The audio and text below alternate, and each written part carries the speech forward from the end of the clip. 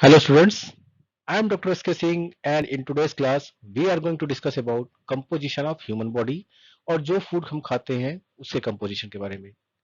हम लोगों को पता है कि न्यूट्रिएंट्स हमें कहाँ से मिलता है? फूड से। एंड इट्स फूड की कंपोजिशन जानना क्यों जरूरी है?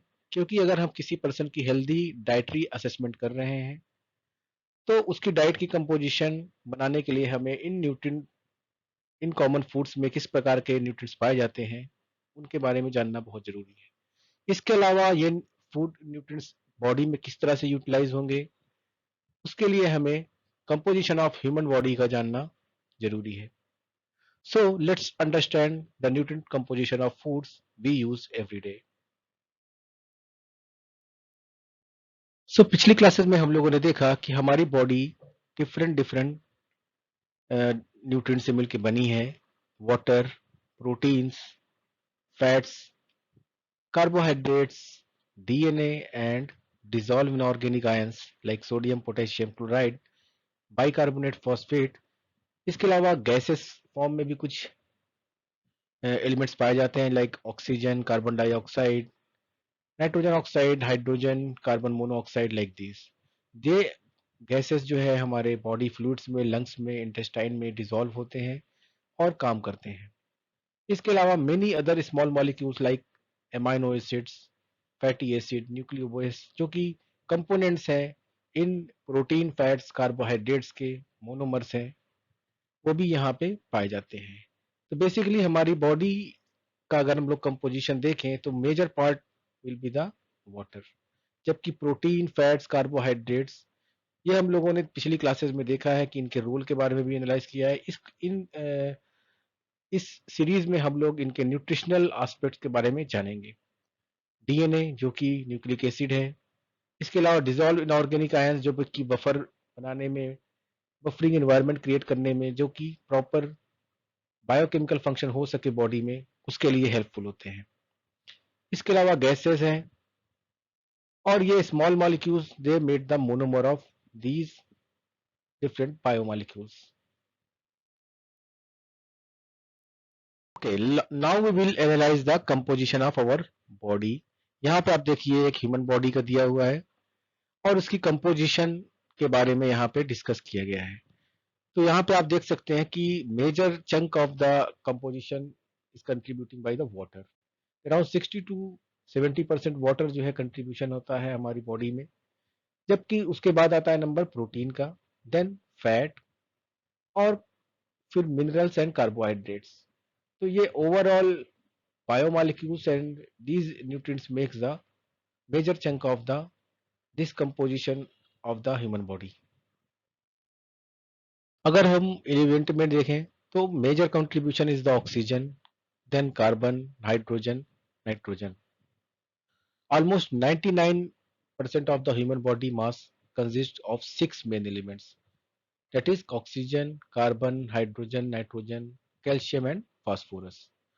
और इसमें भी सबसे ज्यादा हम लोग देखते हैं मोस्ट अबंडेंट एलिमेंट कौन सा है ह्यूमन बॉडी में?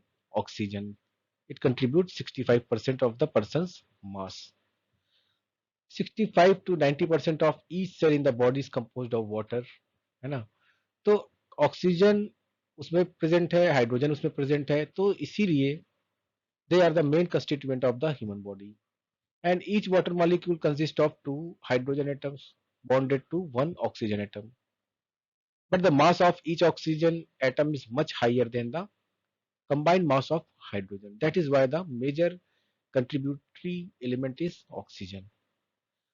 इसके अलावा another 5 element जो कि बॉडी का अराउंड 0.85% बनाते हैं of the remaining mass, that is sulfur, potassium, sodium, chlorine and magnesium. They act as a cations and anions, and based on their positive and negative charge on their ionic form of the element.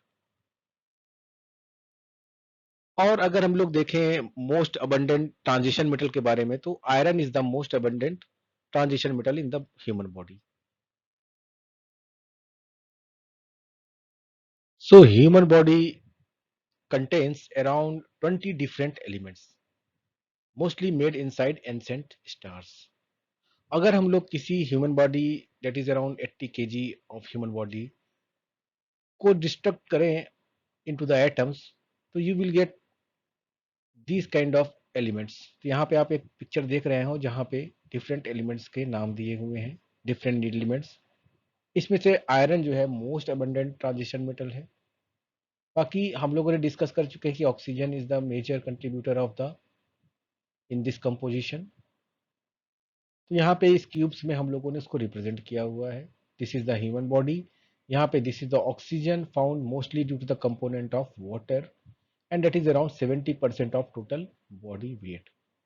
इसके बाद different different element जैसे जैसे जिसका contribution है वैसे वैसे cube के size decrease होते जा रहे हैं यहाँ पे। तो यहाँ पे आप देख रहे हो उसके बाद आता है कार्बन, फिर hydrogen, this is nitrogen, then calcium, phosphorus, sulphur, sodium, chlorine, magnesium, iron, और उसके बाद सारे के सारे डिफरेंट डिफरेंट एलिमेंट्स एज पर देयर कंट्रीब्यूशन। तो यहाँ पे आप देख सकते हैं कि डिफरेंट डिफरेंट एलिमेंट्स की कंट्रीब्यूशन क्या है हमारी बॉडी में। और लीस्ट अबंडेंट हम लोग देख रहे हैं that is the vanadium. Vanadium is the element that has known biological role. इसके अलावा इन सारे एलिमेंट्स का अभी तक रोल पता चला नहीं है बॉडी में, लेकिन ये प्रेजेंट होते हैं बॉडी में। So oxygen, this elements makes around 52 kg। अगर हम लोग 80 kg ह्यूमन को कंपोज कर रहे हैं तो it will make 52 kg of the oxygen present in the body. इसके बाद आता है carbon that is around 14.4 kg, and this is the most important structural element. आपने देखा होगा पिछली क्लासेस में हम लोगों ने देखा है सब में कार्बन स्केलेटन पाए जाते हैं बॉडी मॉलिक्यूल्स में। So around 12% of the your body atoms are carbon. फिर इसके बाद नंबर आता है hydrogen that contributes 8 kg। Hydrogen हर जगह पाया जाता है कार्बोहाइड्रेट चेन में, है ना, फैट्स में, स्टार्च में, प्रोटीन में। तो so hydrogen is very important component of water. So that is the because water and sales body remains hydrated, which helps in removing toxins from the body। Body से toxic substance को remove करने में बहुत help करते हैं ये water molecules. फिर आते हैं इसका बाद नंबर आता है नाइट्रोजन का that is around 2.4 kg, and it is the major element of the protein. So it is required for the protein synthesis और several nitrogenous compound like hormones, neurotransmitter, and the components of antioxidant and defence. तो यहाँ पे हम लोग देख पा रहे हैं मेजर जो एलिमेंट्स है हमारे बॉडी के उसका कंपोजिशन। सो अगर हम लोग और अदर एलिमेंट्स के बारे में देखें, so calcium, calcium is another major element that contributes around 1.12 kg। और इसकी मदद से हमें क्या बनता है, building bones, they enables our blood to clot, muscles to contract, and our heart to beat. So major about 99% calcium हमारे body में कहाँ पे पाया जाता है, in our bones and teeth. इसके बाद आता है phosphorus that is around 88 880 grams, and they helps these are the minerals that makes up 1% of the person's body weight, and it is most second abundant mineral in the body। it is present in every cells। phosphorus जो है सारे cells में पाया जाता है because it's the part of nucleic acid। so most of the phosphorus in our body found in the bones and teeth। but इसके अलावा आता है हमारे उसमें sulphur. Sulphur that contributes around 200 gram। They helps in build and fix DNA, protect cells from the damage, and assist in metabolize food and healthy of skin, tendon and ligaments। Next elements is potassium and sodium, 200 gram and 120 gram। तो वो क्या काम करते हैं, they are the basically electrolytes। So they helps to nerves to function, muscles to contract, and it also helps to heartbeat and move nutrients into the cells and waste products। तो potassium, sodium potassium pumps पाए जाते हैं जो कि help करते हैं sodium और potassium को सेल के अंदर और बाहर करने में, और इनके कारण सेल का बफर इन्वायरमेंट मेंटेन रहता है। Next element is chlorine. Chlorine is a component of all body secretions and excretion. And it results from the process of building anabolism. Anabolism जो प्रोसेस होता है उसमें ये बनता है, and breaking down catabolism body tissues.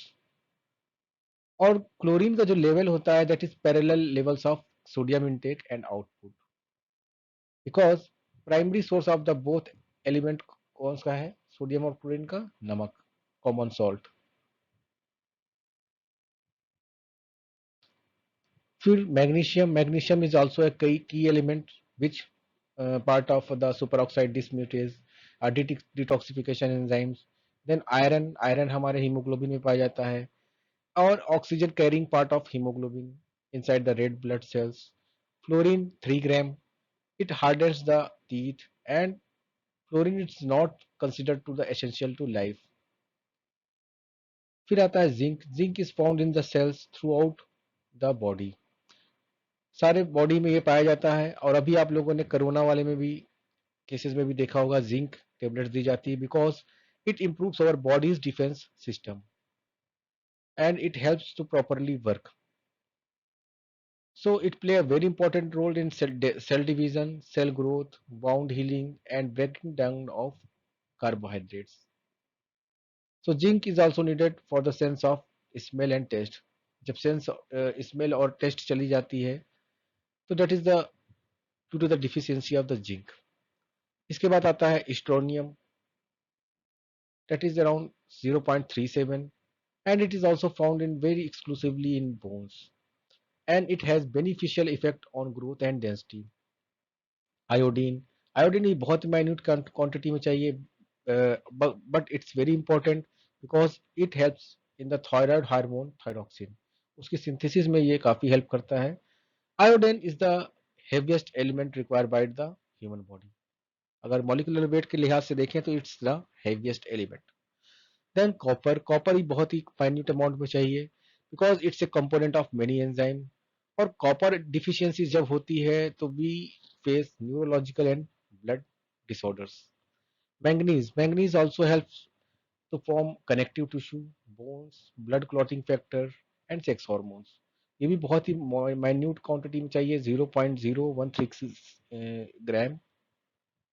And molybdenum, molybdenum बहुत ही कम amount में चाहिए, माइन्यूट अमाउंट में, but it's helps in the process proteins, genetic material like protein and DNA। it helps in the breakdown of the drugs also। और toxic जो substance होते हैं उसको enter करने से ये उसको ब्रेक करने के लिए हेल्पफुल होता है। So these are the major contribution of the different element in the human body composition. पिछली स्लाइड्स में हम लोगों ने देखा different composition of human body, लेकिन ये डिफरेंट एलिमेंट्स आते कहाँ से हैं, जिन जो हम फूड डेली अपनी लाइफ में लेते हैं उनमें से। तो अगर हम लोग इंडियन फूड में देखें तो हम लोग डेली अपनी लाइफ में क्या लेते हैं, दाल चावल रोटी सब्जी idli sambar, like this. So लेकिन important part is this, Indian food जो है वेरी डाइवर्स है, but also change in every 10 kilometres. So they are enriched with very different kinds of uh, dal, sabjis, rotis, rice, and infinite category of fruits। So it's a very colorful। और ancient Ayurveda में ये कहा गया है कि Indian food is complete food, enough for our body। So dependence of foreign foods is not required, as our legumes, beans, with grains, fruits, and vegetables that are strong enough to provide us ample amount of fibers, fat, carbohydrates, protein, vitamins and minerals। तो अगर हम लोग यहाँ पे different common foods का composition देखें तो हमें अगर रोटी खाते हैं तो पर रोटी हमें मिलेगा 85 calories with the fat content 0.5 grams। Dal urad 154 calories पर 150 grams, and it is around 6 gram. तो ये different different composition, energy contribution और फैट कंटेंट के बारे में इस टेबल में दिखाया गया है। Now let's move on to the next slide and see the composition of different common foods. So अगर हम लोग कॉमन फूड्स का टेबल बनाएं और उसमें कंट्रीब्यूशन देखें तो moisture, lipid, protein, fibre, carbohydrate, mineral and vitamin are the major part of the common foods. यहाँ पे डिफरेंट फूड का नाम दिया हुआ है, उसका मॉइस्चर कंटेंट, कितनी उसमें से हमें एनर्जी मिल सकती है, प्रोटीन कितना पाया जाता है, विटामिन्स विटामिन्स और मिनरल्स पाया जाता है, उसको यहाँ पे इस टेबल में दिखाया गया है। सो फूड कंपोजिशन टेबल क्यों बनाई जाती है? Because it gives the concentration of nutrients in 100 gram of edible portion. Edible portion means EP. EP of the food. Therefore, it is important to know how much of the food purchased is edible. कुछ food में जैसे like milk, butter, sugar, edible portion is 100%, लेकिन कुछ fruit and vegetables में around 65%, like banana, 58% in tomatoes. So the values of nutrients given the food composition tables are the average results of obtained by anything a large number of samples of each food. इन सारे foods को analyse किया जाता है lab में, उसके बाद इसमें से एडिबल पोर्शन का पार्ट निकाला जाता है और ये बताया जाता है कि एडिबल पोर्शन इसमें कितना है पर 100 ग्राम. सो अगर हम लोग ये टेबल देखें तो यहाँ पे देखते हैं कि cereals and dals are the major contributory of the protein. इसके बाद आता है मीट, फिश, पोल्ट्री और उसके बाद कंपोजिशन प्रोटीन का कम होता जा रहा है in fruits, vegetables, roots, tubers as पर देयर प्लांट पार्ट्स. सो इसका एप्लीकेशन क्या है? With the help of this table, you can roughly predict its nutrient contribution by knowing the group to which it belongs. तो जिस group को ये belong करते हैं उसका न्यूट्रिएंट कंपोजिशन आप जान सकते हो कि उसमें प्रोटीन ज़्यादा पाया जाता है कि कार्बोहाइड्रेट, विटामिन ज़्यादा पाए जाएंगे. इसके अलावा एक और पॉइंट आप लोग नोट करिए कि इन दाल्स एंड सीरियल्स में vitamin A and C absent है. ये प्रेजेंट है मिल्क, एग्स एंड 96 में. और most of the calories contribution आता है हमारे mostly oils, fat, sugar and jaggery से, जबकि eggs, leafy fruits and other vegetables का कंट्रीब्यूशन, कैलोरीज का कंट्रीब्यूशन कम है. तो कुछ फ्रूट्स में हमारे विटामिन पाए जाते हैं, कुछ में नहीं पाए जाते हैं, कुछ में प्रोटीन ज़्यादा होता है, कुछ में कैलोरीज ज़्यादा होती हैं. तो इन सारी चीज़ों की एनालिसिस हम लोग with the help of this kind of table कर सकते हैं. और on the basis of these tables we can make a diet chart for any healthy person. Okay, now we are familiar with around 650 Indian foods composition. हमारे चारों तरफ different food items हैं, different kinds of food हैं और उनमें more than one nutrients present है. इन nutrient की information अगर हमें होगी तो हम लोग को पता होगा कि उनका केमिकल फॉर्म क्या है, वो कैसे इंटरेक्ट कर सकते हैं डिफरेंट कंपोनेंट से, और कैसे वो बायो अवेलेबल है हमारी बॉडी में. कौन सा फूड आसानी से डाइजेस्ट हो सकता है, कौन सा फूड में न्यूट्रिएंट रिच कंटेंट ज़्यादा होते हैं. तो ये सारी इंफॉर्मेशन हमें फूड कंपोजिशन टेबल्स की मदद से मिलती है. ये फूड कंपोजिशन टेबल्स तैयार की जाती हैं various laboratory of ICMR, Indian council of medical research में, और वो टाइम टू टाइम पे पब्लिश करते हैं इस जानकारी को Indian food composition tables journal के रूप में. इन्हीं जनरल्स में हम लोगों ने देखा कि डिफरेंट काइंड्स ऑफ फूड भी डेवलप किए गए हैं with the help of their research, जो कि न्यूट्रिशन के साथ साथ हमें डिफरेंट डिजीजेस से लड़ने में भी हेल्प करते हैं. तो हम लोगों ने देखा फूड कंपोजिशन और ह्यूमन बॉडी कंपोजिशन के बारे में. आने वाली क्लासेस में हम लोगों और इसके बारे में डिटेल में स्टडी करेंगे, कार्बोहाइड्रेट्स, डिफरेंट डिफरेंट न्यूट्रिएंट्स के फंक्शंस को डिटेल में जानेंगे. अगर आपको ये वीडियो पसंद आए तो जल्दी से लाइक कीजिए, सब्सक्राइब कीजिए और बेल आइकन दबाना मत भूलिएगा.